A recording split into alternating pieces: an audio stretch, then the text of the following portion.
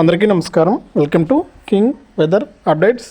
మన రెండు తెలుగు రాష్ట్రాల్లోనూ కూడా మరొకసారి తేలికపాటి నుంచి మోస్తరు వర్షాలు కురుస్తాయని హైదరాబాద్ వాతావరణ కేంద్రం, అమరావతి వాతావరణ కేంద్రం అయితే ప్రకటించాయి.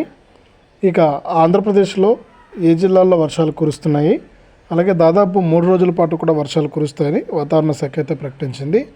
ఇక తెలంగాణలో ఏ జిల్లాల్లో వర్షాలు కురుస్తాయి అనే సమాచారాన్ని మీకు అందరికీ కూడా ఇప్పుడే వీడియోలోకి అయితే వెళ్ళి తెలియజేయడం జరుగుతుంది.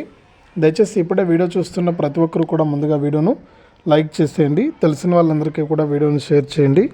ఇలాంటి మరెన్నో వీడియోల కోసం ఇప్పుడే మన ఛానల్ని సబ్స్క్రైబ్ చేసుకుని పక్కన వచ్చే గంట పైన నొక్కి మళ్ళీ వచ్చే ఆలనే గంట పైన నొక్కి ప్రతి వీడియోను కూడా మీరు అందరికంటే ముందుగానే మీ ఫోన్లోనే నోటిఫికేషన్ లేదా మెసేజ్ రూపంలో అయితే తెలుసుకుంటారు.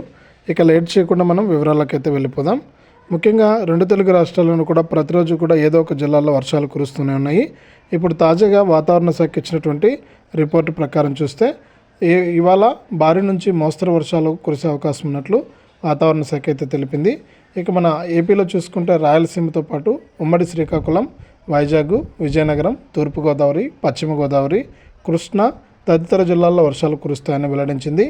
ఇక ఈ విధంగా ఆ ఏపీ రాష్ట్ర వ్యాప్తంగా ఈ జిల్లాల్లో అయితే మనకు వర్షాలు అయితే కురుస్తాయి. ఇక తెలంగాణ విషయానికి వస్తే కూడా మనకి ఇక్కడ తెలంగాణలో ద్రోణి ప్రభావంతో ఇవాళ రేపు కూడా అక్కడక్కడ కూడా తేలికపాటి నుంచి మోస్తరు వర్షాలు అయితే పడతాయని పేర్కొంది. ఇక ఎల్లుండి నుంచి భారీ వర్షాలు కురుస్తాయని కూడా మనకు వాతావరణ శాఖ అయితే సూచించింది. ఇక ఏ జిల్లాల్లో వర్షాలు కురుస్తాయని చూస్తే మన తెలంగాణలో ముఖ్యంగా చూసుకుంటే మంచిర్యాల, కొమరంభీము, జగిత్యాల, సిద్దిపేట, సంగారెడ్డి, గద్వాల, వనపర్తి, నారాయణపేట, పెద్దపల్లి, కరీంనగరు, ఈ విధంగా మనకు వరంగల్, మహబూబ్ నగరు, హనుమకొండ, నల్గొండ, ఈ విధంగా ఈ జిల్లాల్లో అంతా కూడా మనకు వర్షాలు కురిసే అవకాశం ఉందని వాతావరణ శాఖ అయితే ప్రకటించింది.